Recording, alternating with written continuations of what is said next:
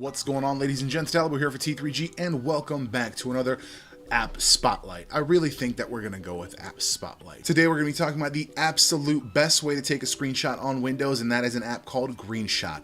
Coming up.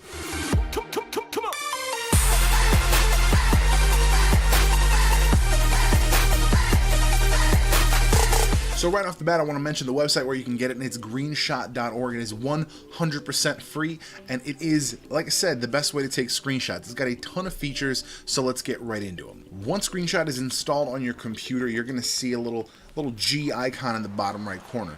There's not a lot that happens here. If you click on it, these are all your options. You've got your capture options right at the top. You can open images from file. You can configure your export services, and that's everything from Dropbox to Box to Picasa to Imager and Flickr. But once you get into the preferences, that's where my favorite section is, because here you can configure your keyboard shortcuts.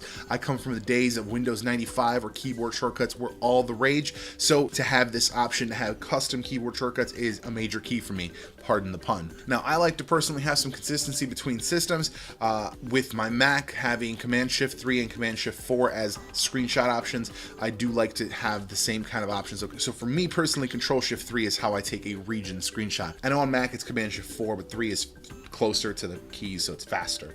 It's a matter of efficiency is all it is. So when I hit Control-Shift-3, and this is what I get this crosshair. I get a zoom in so I can get real nasty precise. So if I want to just start right here in this corner, boom. Now I can't obviously see this origin point, but look at this. Look how ridiculously precise you can get. And my tracking is pretty high right now by default, so I could turn down my sensitivity. Boom, look at that. Now when you select an area, or if you take a screenshot for the full screen, you're gonna get this menu. You can go directly to an Office software, you can go directly to MS Paint or Paint.net if you have it. You can upload directly to one of the services if you've got those configured, but my favorite is copy to Clipboard. That just puts it in the Clipboard. You can dump it into a tweet, you can dump it into a Facebook message or a Facebook comment. Just super quick results. That way you don't have to have a bunch of different stuff saved on your computer. It's not like you have a folder somewhere that you have to manage or remember to empty every once in a while. This is just for the right now. If you just need to take a screenshot of something and send it to somebody, which is more often than not what I find myself needing, just like a quick screenshot to send somewhere, that's the best way to do it. Now, of course, you do have the option of saving. So if you do take screenshots for, let's say, demonstration purposes a lot, you can have a preferred destination set, or you can do the save as dialog every single time. It's completely up to you. But the other really nice thing is you have the image editor. And I thought this was kind of interesting because it does have the option to go into Paint or Paint.net. But honestly, for what it is, this is kind of a nice little image editor. If you got some decent features, you got some text options, you could meme something real quick with something like this. Now, if you're not making memes, the other cool thing in the actual image editor itself is it drops the actual icon for the cursor right inside the image. Now, you can remove it and take it off the image, but if you keep it on the image, if you are doing something like demonstrations or examples or whatever, if you're teaching something, you have the option of having that icon there. You don't have to worry about the cursor being in the correct spot when you take the screenshot.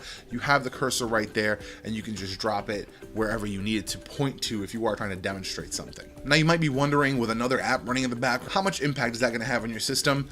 Pretty negligible. Honestly, I've never had issues with it. I've never had issues with it using up more than it needs to. 38 and change megs is nothing. It's nothing in the long run. All right, folks, that's it for this one. Hope you enjoyed it. I think I've covered everything I can about Greenshot. It's probably a bit of a lengthy review for such a utilitarian software, but I really like to show off all the possible features, and this thing's got a ton of them, especially for being 100% free. If you have any questions about the software, please drop them down below. If you have any suggestions about other software you'd like me to check out, also please drop it down below. If you are not subscribed to T3G, please do subscribe and join the family. Hit that bell icon and join the notification squad if you so choose. And make sure to come back next week on Wednesday for another free app. I'm pretty sure I'm doing another free one next week. So come back next week and we'll see you there.